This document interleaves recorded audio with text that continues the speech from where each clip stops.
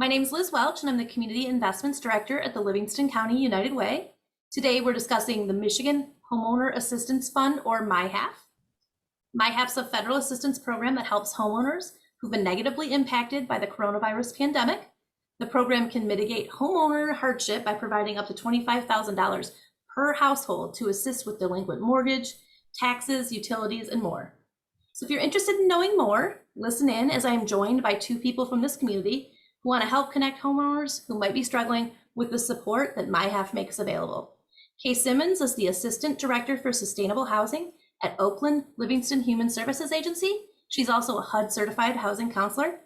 Jennifer Nash is a Livingston County Treasurer. So Kay, would you go ahead and walk us through MIHAF? Sure. Thank you, Liz. I'm going to real quick share my screen here because we've got to love Zoom for that. And you can see the screen okay, Liz and Jennifer?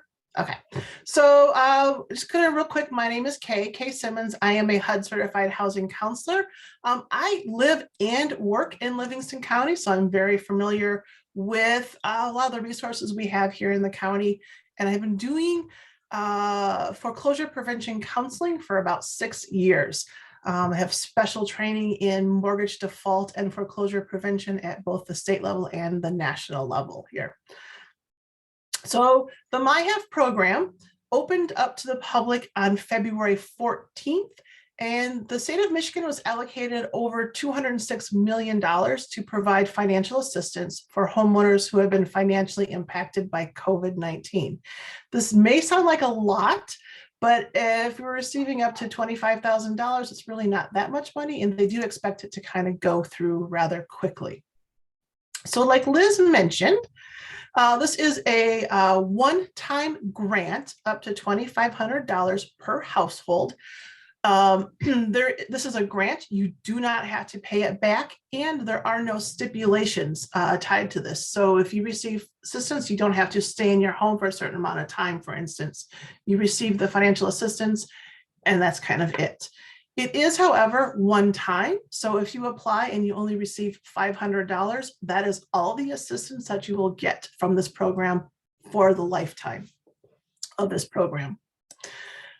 It can be used for things like delinquent mortgages and housing expenses, and that will include also property taxes and insurance escrow shortages as well. It can be used for delinquent land contract payments, mobile home loan payments, and park lot payments.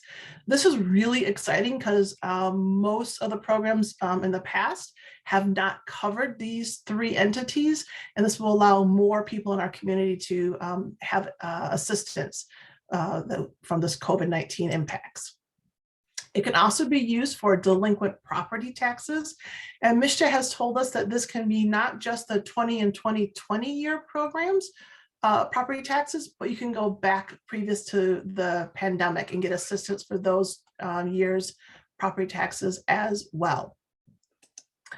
It can help with delinquent condominium or homeowners association fees, or delinquent homeowners insurance if you do not have it escrowed into your home mortgage, or if you don't have a mortgage and pay separately. This can also help with the homeowners insurance. It can also help with delinquent utilities such as gas, electricity, water, sewer.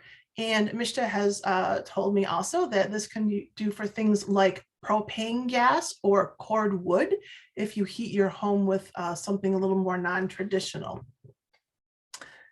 And finally, it can be used for delinquent broadband internet service. The only thing is we have to make sure that we have some sort of a statement from each of these entities that shows your current delinquents amounts. So let's talk about eligibility requirements. What's has to happen to be eligible for this? So you must own and occupy this home as your primary residence. No second homes, no investment properties, those aren't eligible for that. Your total current household income must be less than 150% of the area median income. And I've got a little chart here that shows the Livingston County income limits. They're actually quite high. So you can see like a family of 4 or a household of 4 is $149,700. This will include income from everyone in the household. So maybe you have an adult child living in there, or a mother-in-law or somebody living in there. Is everybody under the roof of your house? And it is determined from the most recent income statement.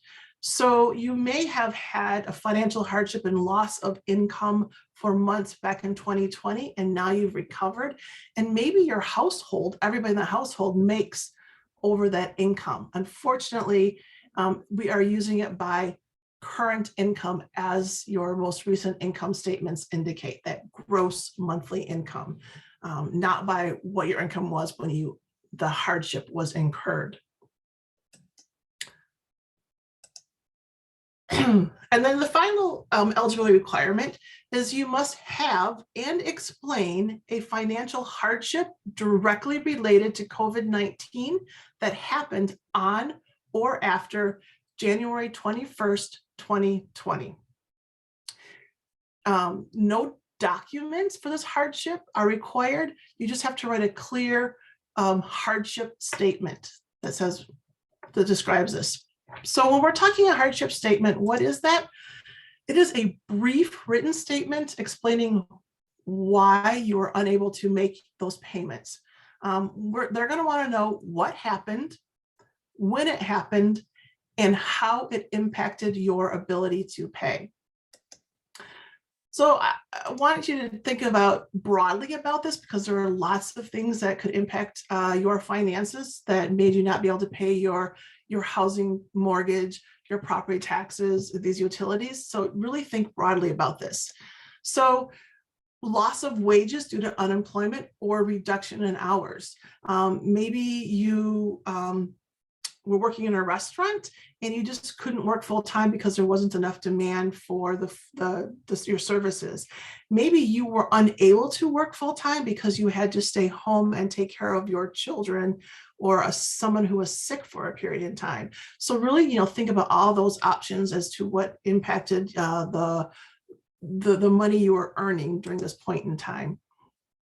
Maybe you had increased expenses. This is also an eligible one of the things that is eligible for your hardship. So let's think about what could cause this increased expenses. Maybe you had to buy technology. I know many people had to buy computers for online learning. My husband and I had to buy monitors because we were working from home and we didn't have, I have a little tablet that I use for work.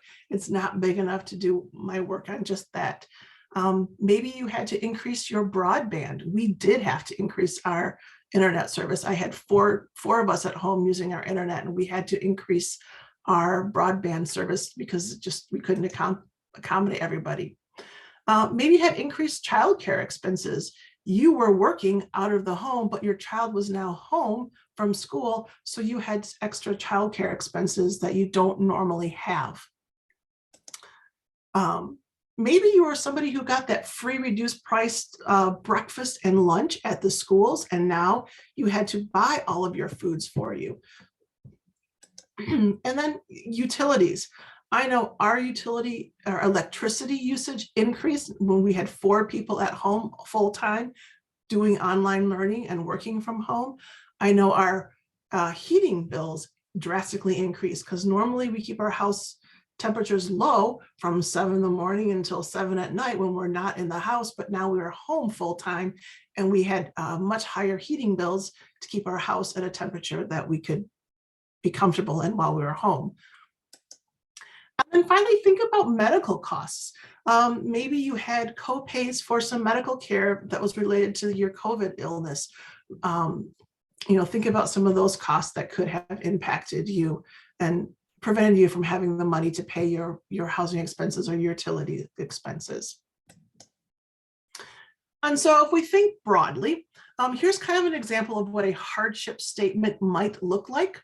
On April 15th, 2020, our daughter and 2 grandchildren moved into our house due to their loss of income. We experienced additional expenses to provide food and basic needs for 3 new household members, as well as we had to increase internet service to accommodate online learning and working from home. This was an additional $350 a month expense we incurred due to COVID-19, and we were unable to make our mortgage payment for 6 months. It's real brief, but it includes what happened, when it happened, and how that impacted your ability to pay their mortgage. And it's a really good idea to have this written out ahead of time to make your application much smoother and quicker. So let's talk about documentation that is needed. There's not a lot, but you will need some basic documentation. And again, it's a good idea to have this ahead of time so that you can quickly and easily finish your MIHAF application. MIHAF does have a really good documentation list that has each category that you're going to be needing documentation for and what is acceptable in there. This is available at a quick link in the application if you need to review that while you're applying. And they also have something you can download real quick to help you do it ahead of time as you're preparing for this as well. Real quick 2-page PDF document. So you're going to need some kind of photo proof of identification. It does have to be a photo, I was told. Something like, you know, a state issued driver's license or ID, passport, maybe you've got a military ID, some sort of photo ID.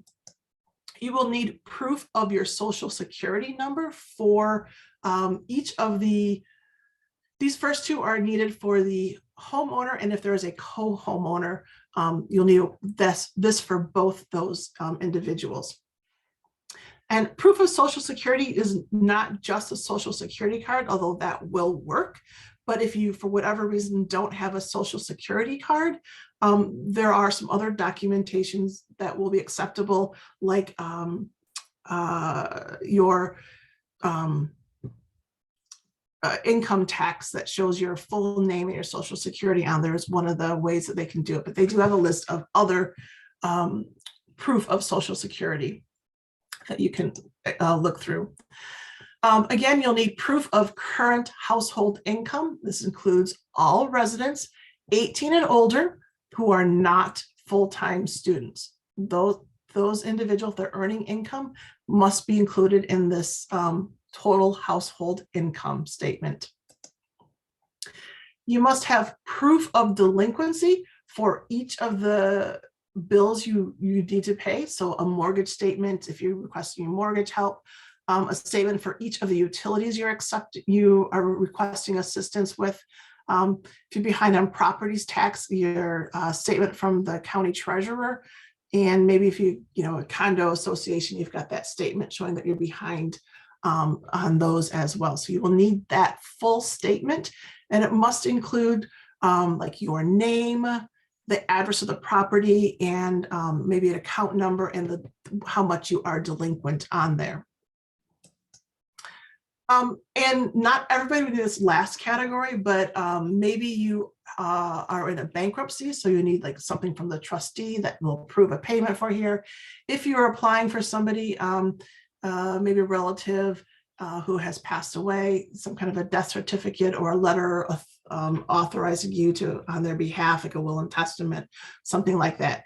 Again, this last set is only for some special circumstances. Probably the majority of you will not need these documents, but think if there's something that's a little unusual, you may need to have some sort of documentation authorizing you. And again, you need to have a digital version of each of these documents to upload to the MIHAF portal.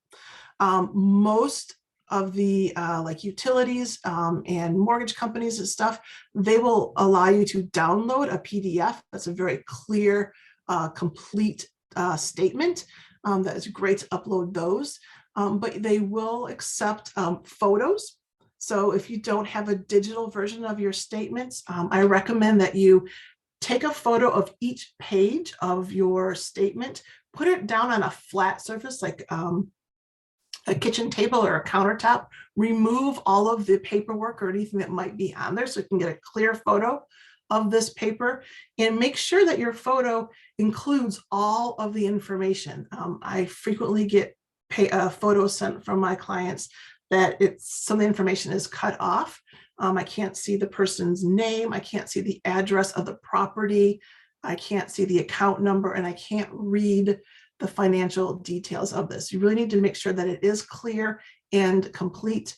Otherwise, you're really just going to postpone your ability to get any assistance, or they may deny you the assistance for that one because they can't make out the information, or it's missing important details that they need.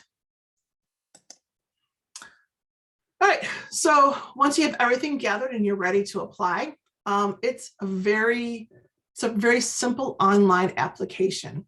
You go to the address here, www.myhaf.michigan.gov. You will need some sort of a computer. So this is an online portal, and it will require you to have a computer, a smartphone will work, a tablet, something that has internet access that you can connect to this portal with, and you will need to have a working email address that you can have access to at that same time. A HUD certified housing counselors, they can assist you, and at the same time they can help evaluate you for all the options that may be available to you. 211 has specially trained staff that can assist you if you do not have a computer or access to internet or an email address. That's a great resource to help you. And family members, trusted friends and family can help you. But the one thing is the homeowner is supposed to initial and sign all of the documentations. The documents can be signed online with like a finger or a mouse. It's really simple, but if you're not comfortable doing that, you can print them off, sign them with a pen, and then upload that as a supporting document to the application as well. But it's really simple to do online with even a mouse. So most people should be able to sign it online if they're applying directly. All right, so the online application. The first page, you're going to have to enter your name, birth date, and email address for yourself and for your co-owners. This email address, you will be sent an email to this email address that, so you have to make sure you can access this email. This is your part of the validation process. And if somebody is helping you, so like if you're working with me, I'd be here in my office and you most likely would be in your home. We have to have access to that link. So you're going to have to forward that link to the person who's helping you, because that link has to be clicked on the same device that is completing the application. It has to be the same one for clicking the link and completing the application. So you have to access it in order to complete the application, and then have to forward that if someone is helping you to the device the person is helping you from. That link will expire. I was told it has a 2-week expiration date. So if you get that link and you don't come back to it right away, if you go longer than 2 weeks, you'll have to request a new link. And that's a really quick area on the application to click to send you another email, or you can call the MIHAF staff and they will also send you another link. So don't worry too much about it, but just be aware that it will expire after 2 weeks and you'd have to get a new link. So the second page is the first portion. You're going to have to enter information about the property, your address, and also answer 2 very brief questions to verify that you own the property and that you reside at this property. And really make sure that you enter your whole street address, including like, Main Street, I don't know, Brown Road, whatever that is, because this address will be validated for the Postal Service to make sure it's a valid address as well. And sometimes that missing information causes problems. So in the email that you receive, there will also be an application number and a 6-digit code that is required to access your application. So either write that down somewhere where you can come back to it at a later date, or make sure you can remember where that email is flag it to find it easily, because if you ever want to follow up, you will need that information within that email to follow up on your application for any questions you may have as well. So then there's going to be 8 sections to complete. I'm going to list the 8 sections here, and each of these sections, when you'll click on that as a link and you'll provide some more information. And when that is complete, there'll be a giant checkbox next to it, so you know that everything on there is complete and is ready to be submitted. It's very clear to know if you don't have that checkbox, that there's something information that's missing and you have to go through there and finish providing the information. So the first section has to do with the homeowner and co-homeowner information. If you have a co-owner, co-owner, you're going to have to provide the name of both the owner and the co-owner, and upload photo ID and proof of social security for each of those 2 individuals. Again, if there's no co-owner, don't worry about that. Then we will have to have some information about the address. Again, make sure we're going to ask you a little more information about the property as well. And then list the household members. So you're going to give the names, the date of birth for each of your household members, and then indicate if they're a full-time student or if this person is receiving income. And then if they are receiving income, for all the household members who are receiving income, there will be a spot here to provide information on the income. Some information related to the source of income, if it's benefits, if it's wages, just a little bit of information on that. And then what their monthly gross income. So again, this is gross income before taxes are taken out.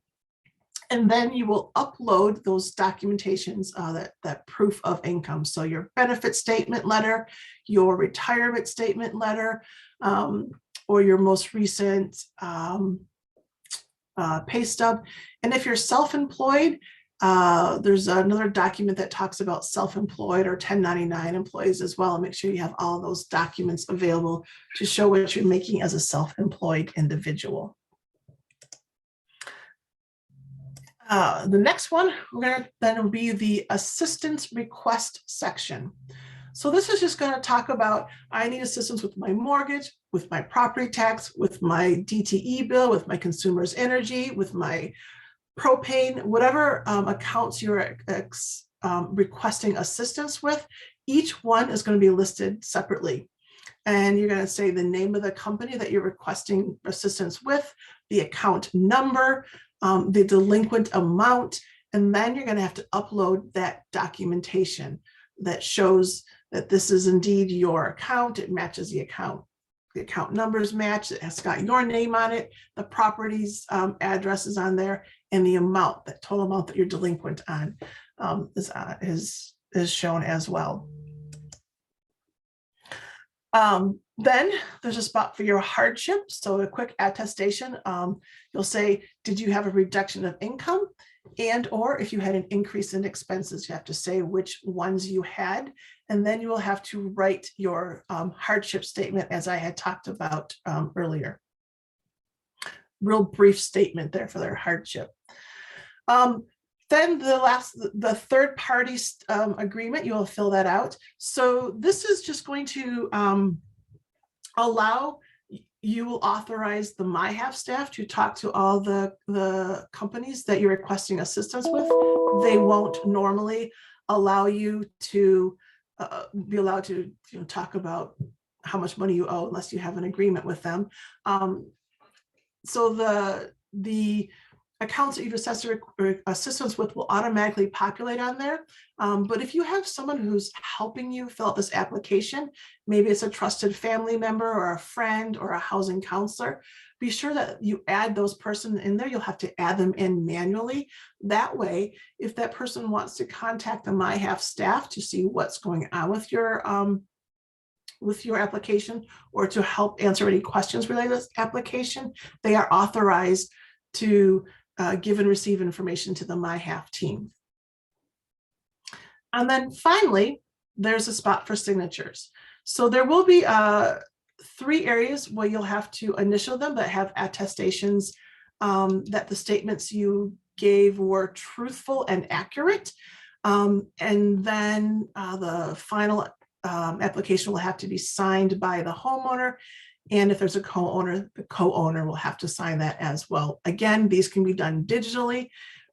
If you're not comfortable or not able to sign them digitally, again, a finger will work if you've got a tablet or a phone that can work, or a mouse can actually even work to sign it with there. But you can print them off, sign them with a pen or with a pen, and then upload that as a digital document as well. That is a possibility as well. And then that's the end of the application process. I want to real quick talk about just some things to be aware of. So you do not have to pay someone to complete this application. It is completely free. And there are individuals who will help you do this for free as well. Housing counselors will do it for free. 211 will do it for free. So you do not have to pay someone to complete this application if you're not comfortable doing it by yourself. Don't give anyone money who says they can prevent a foreclosure or help you obtain a loan modification. Again, these services can be free. Nobody can guarantee you anything. They're not going to say, hey, if you give me this $1,000, I'll guarantee you that you're going to get, I'll prevent this foreclosure from happening, or you'll get a loan modification. They can't guarantee that. And what they're doing is going to be the same exact things that a housing counselor is going to do for you for free. And you can save that $1,000, $2,000 to pay for things that are much more important than that person's job. This one, sadly, I had someone reach out to me who this happened to them. Don't sign paperwork you are not familiar with. Make sure you read it, know what you're signing, and don't sign a deed over to someone who says they will help you. I had someone who owed about a year's worth of their mortgage, and they got a loan from a coworker. They just said, "Oh, here, sign this paperwork," just as our agreement. The person signed it, didn't read it, and they kind of now signed over part ownership of their home to this other person. And they're saying, all right, now I have half ownership in your home, and I want you to give me half your equity. And there's not much I could do for them because of what they signed a quitclaim deed. And it's very sad, but so don't sign anything you're not familiar with. There are other options. Again, be sure you are getting information from reputable agencies and websites. There are a lot of scams out there, and people are trying to redirect you to incorrect information. And if you're applying for aid, all the aid's coming from government entities. So make sure it's an official government website. There are lookalike websites that are out there. So look for websites ending in .gov. Most of them will end in something along those lines when you're actually applying for the application. So that way you'll know that it is, you're not just giving your personal information to somebody who's now stealing your identity and causing you even further problems. And just finally for me, if you would like any kind of assistance with these applications, our housing counselors here at OLSA are very happy to help you with that process. We can also help you with determining, are you eligible or not eligible, how to structure that ask a little bit better. We can give you information on other options that may be available to you in addition to the MIHAF, and just general information, what we call home preservation counseling. And especially if you don't qualify for assistance through MIHAF, there are other options that are available. So make sure you reach out to a HUD certified housing counselor, and we can help you evaluate you for all the options that are available to you. And again, it's housingcounseling@olsa.org. That's our intake email, and 248-860-7845. That is a phone number if you want to call and talk to our intake coordinator. So that is my part of the presentation. A lot of information there. I'm going to turn over to Jennifer now. And Jennifer, what would you like to share with these homeowners? Well, thank you, Kay. What a great presentation of everything needed in the application. Very good information. So again, my name is Jennifer Nash, and I serve as your Livingston County Treasurer. I'm pleased to partner with Livingston County United Way and the Oakland Livingston Human Services Agency in spreading the word about the MIHAF program. I think this is a great example of why Livingston is so great, because we tackle things as a team, and that's exactly what we're doing here. I wanted to share that since its launch in mid-February, we have already assisted taxpayers in preventing tax foreclosure through the use of this MIHAF program, specifically for payment of delinquent property taxes. But as Kay mentioned, this program, up to $25,000 for eligible homeowners, covers more than just taxes. So I think if there's one most important piece of advice I could give to Livingston County homeowners, maybe struggling to pay property taxes, is just to reach out. You can reach out to Kay and all of the wonderful resources she's provided. You can reach out to my office. I'll give you the number. It's 517-546-7010. We welcome your questions regarding the MIHAF program, as well as providing you the documentation you may need for taxes relating to applying for MIHAF. We're here to help you, and we look forward to hearing from you Monday through Friday, 8 a.m. to 5 p.m. We are here for you, and we look forward to hearing from you. So I will turn that over to Liz. Thank you, ladies. There will be a link to all the application resources and all of the helpline numbers and Kay and Jennifer's numbers in their offices in the body of the social media post that this is shared in, and also in the graphic on the YouTube. So you'll be able to get all these phone numbers if you didn't write them down during the chat. And so on behalf of the three of us and the organizations we represent, we sincerely hope you found this information useful and are able to connect with the help that you need. Have a great day and good luck.